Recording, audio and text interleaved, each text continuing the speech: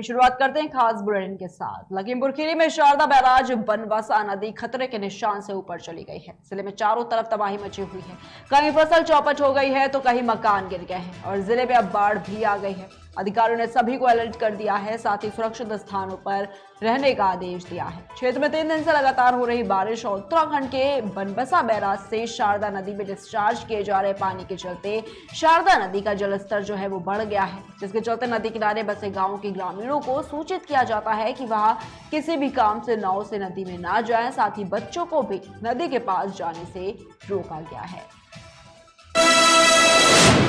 वहीं कासगंज में समाजवादी पार्टी के कार्यकर्ताओं ने हवन का आयोजन किया है और इस दौरान सपा नेता मुलायम सिंह यादव के शीघ्र स्वास्थ्य होने की कामना भी की है। वैदिक विधान से मंत्रोच्चारण के साथ सपा के कार्यकर्ताओं और पदाधिकारियों ने हवन पूजन किया है। बता दें कि पिछले कई दिनों से समाजवादी पार्टी के संरक्षक मुलायम सिंह यादव का गुड़गांव के मेदांता अस्पताल में इलाज चल रहा है।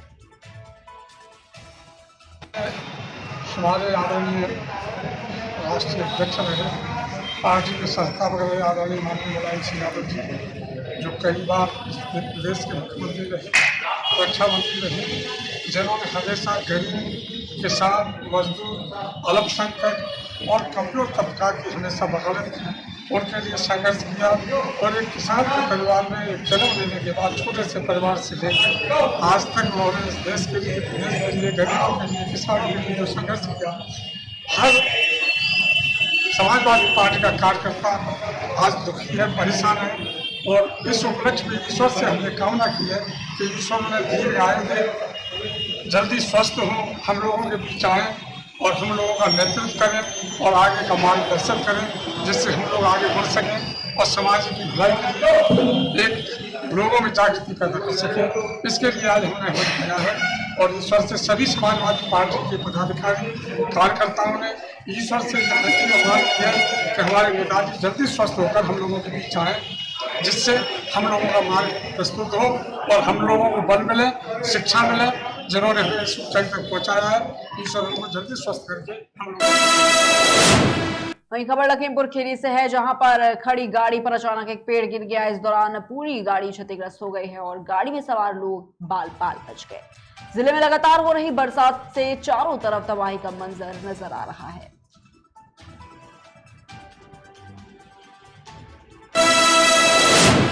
वहीं बाराबंकी के टीआरसी लॉ कॉलेज में सुरक्षा वेलफेयर फाउंडेशन के द्वारा विशाल निःशुल्क मोतियाबिंद चिकित्सा शिविर का आयोजन किया गया। शिविर में सैकड़ों लोगों ने अपनी आंखों की जांच कराई और इस मौके पर कई लोगों का मोतियाबिंद का इलाज भी सफल हुआ है। वेलफेयर फाउंडेशन की अध्यक्ष जो है रितु सिंह जी हैं, वो अपने विचार बता रही हैं कि क्या फाउंडेशन का उद्देश्य है, उसको लेकर इनसे जो है बात कर रहे हैं। रितु जी बताओ। हेलो। सर्वे के दौरान हमारे कुछ भाई मित्र हैं जिन्होंने देखा कि बहुत सारे ऐसे बुजुर्ग हैं जिनको पारिवारिक दिक्कतें, फाइनेंशियल दिक्कतें और उनको आंखों में भी आंखों में दिक्कत थी, फीवर था। तो हमारे एक भाई हैं कुलदीप जी, एक हैं अमित जी, इन्होंने अपने अपने क्षेत्र में सर्वे किया। फिर उन्होंने हमें बताया कि मैडम हमारे यहाँ पे इस तरह की दिक्कतें आ रही हैं, समस्याएं आ रही हैं, हमें अपनी संस्था के लिए कुछ करना चाहिए। संस्था में फिर एक मीटिंग बैठी, मीटिंग के दौरान पे ये सारी चीज़ें हुई कि क्या करना चाहिए।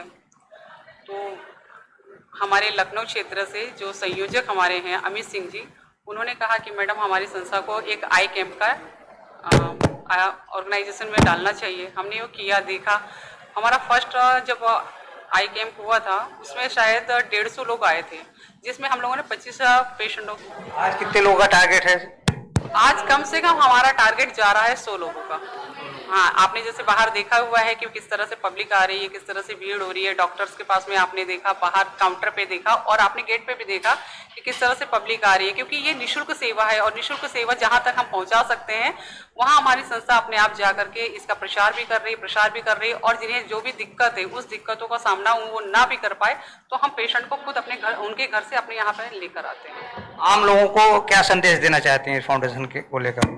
आम लोगों को मैं सिर्फ इतना ही संदेशा देना चाहती हूँ कि अगर आपके आसपास कोई भी ऐसे बुजुर्ग मिल रहे हैं या कोई भी ऐसा बच्चा मिल रहा है, किसी भी तरह का कोई भी महिला है, बेटी है, अगर आप उनकी किसी तरह से सेवा नहीं कर पा रहे, मदद नहीं कर पा रहे, तो आप सिर्फ उनकी इतनी मदद करें कि हमारे सुरक्षा वेलफेयर फाउंडेशन तक उन्हें पहुंचे।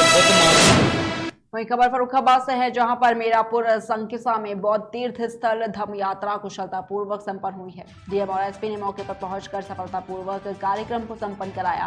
सुरक्षा व्यवस्था को देखते हुए पुलिस प्रशासन मौके पर मौजूद रहा।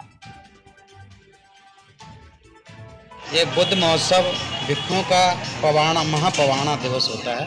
जो भिक्षु लोग 3 मास का जो वर्षावास होता है, आज उनका यहाँ पर समापन होता है। इसका बहुत बड़ा महत्व है।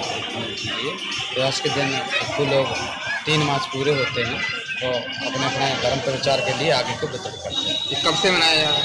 ये आषाढ़ी की पूर्णमासी से लेकर के क्वार की पूर्णमासी तक मनाया जाता है। बुद्ध महोत्सव मनाया गया। इस बारे में कहना तो ये है कि ये हमारे पुण्य प्राप्ति होती है। वर्षावास का समापन होने बाद ये सब पवाना दिवस के रूप में हम मानते हैं।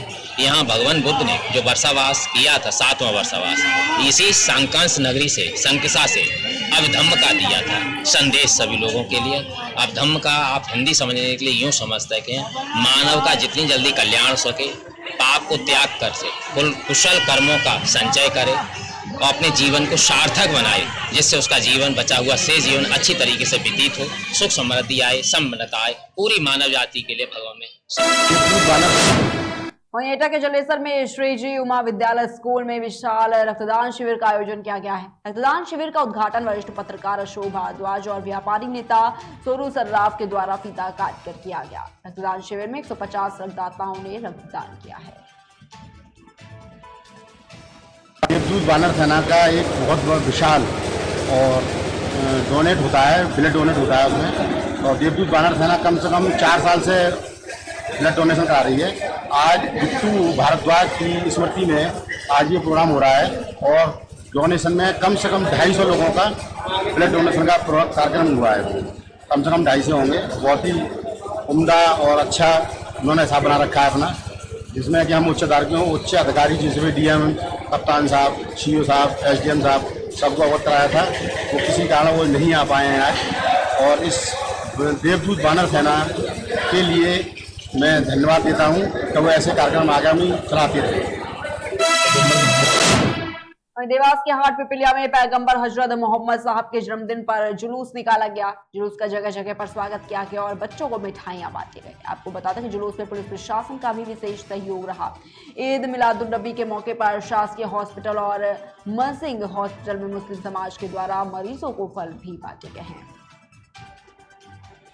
पैगंबर मोहम्मद साहब के जन्मदिन के अवसर पर अखिल मुस्लिम समाज हरिद्वार द्वारा यहाँ पर फल फ्रूट और अन्य आहार वितरण किया गया है, जिसमें उनके द्वारा और हमारे द्वारा एक दूसरे को बधाई दी गई। आज पैगंबर इस्लाम मोहम्मद सल्लल्लाहु अलैहि वसल्लम के जन्मदिन के मौके पर केवल मुस्लिम समाज द्वारा गरीब परेशान है उनको फल फ्रूट का शासकीय हॉस्पिटल में यादव साहब के नेतृत्व में फल फ्रूट वितरण किए गए। मैं मोहम्मद साहब के जन्मदिन के उपलक्ष्य में सभी देशवासियों को मुबारकबाद देता हूँ।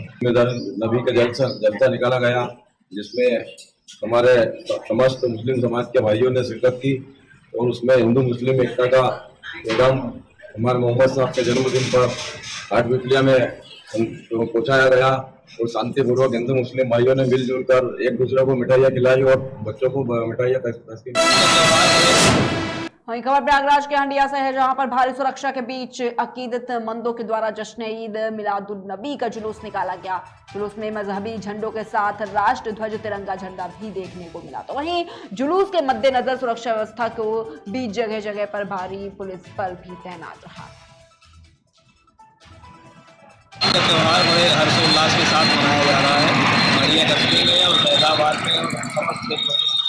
और हमने अपने पूरे थाना क्षेत्र में सुरक्षा व्यवस्था के इंतजाम किए हैं। जगह जगह फोर्स हमारा लगा हुआ है। तीनों जगह हम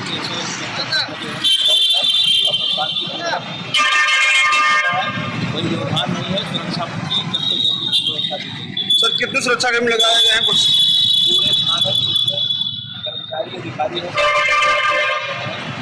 और हर थाने में लगाए गए हैं, हर थाना क्षेत्र। आज ईद मिलादुन्नबी का त्योहार है, जिसको 12 रबीउल अव्वल के नाम से भी कहा जाता है और ये बड़ा ही प्रसिद्ध विश्व स्तरीय त्योहार है।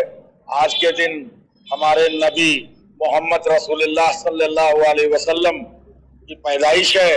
आज का बड़ा ही मुबारक दिन है और हम सभी लोग मिल करके एक साथ झंडा लेकर के एक जुलूस के रूप में चलते हैं और उसके साथ साथ एक दूसरे को मुबारकबाद देते हैं, एक दूसरे का मुंह मीठा कराते हैं और एक प्यार और मोहब्बत का पैगाम देते हैं। वही खबर सूरत से है, जहां पर उपराष्ट्रपति जगदीप धनखड़ के अभिवादन समारोह और दिवाली स्नेह मिलन को लेकर कार्यक्रम का आयोजन किया गया। बता दें कि ये कार्यक्रम सूरत के गडोदरा विस्तार मरुधर मैदान में होने वाला था, लेकिन बरसात की वजह से कार्यक्रम पंडित दीनदयाल उपाध्याय इंडोर स्टेडियम में आयोजित किया जा रहा है। सूरत महानगर में 13 तारीख गुरुवार को भारत के महामहिम उपराष्ट्रपति जी वंदनीय आदरणीय श्री जगदीप जी धनखड़ साहब पधार रहे हैं और वो हम सब राजस्थान और हरियाणा का गौरव समान व्यक्तित्व है।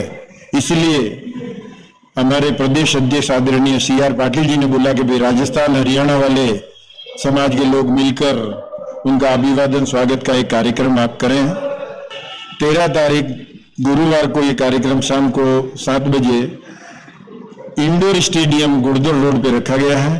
पहले हम ये गुड़ादरा में कार्यक्रम कर रहे थे, लेकिन ये बरसात की कारण से इस कार्यक्रम को हम वहाँ करना अभी संभव नहीं है, मैदान में पानी भर गया है। इसलिए हमने जल्द ही ये निर्णय लिया कि भाई बंद मौसम में, क्योंकि मौसम की आगाही अभी भी बरसात की है, इसलिए फिर तैयारी नहीं हो सकती है, तो हमने इंडोर स्टेडियम में ये कार्यक्रम का आयोजन किया है। वहीं हापुड़ में लगातार हो रही भारी बारिश के चलते मकान की छत धराशायी हो गई। गनीमत रही कि उस समय मकान के उस कमरे में कोई नहीं था, जिसके चलते बड़ा हादसा होने से टल गया है। हालांकि मामले की जानकारी जनपद के अधिकारियों को दे दी गई है। रुकते एक छोटे से ब्रेक के लिए, जल्द हाजिर होंगे। Feel the power of Angel.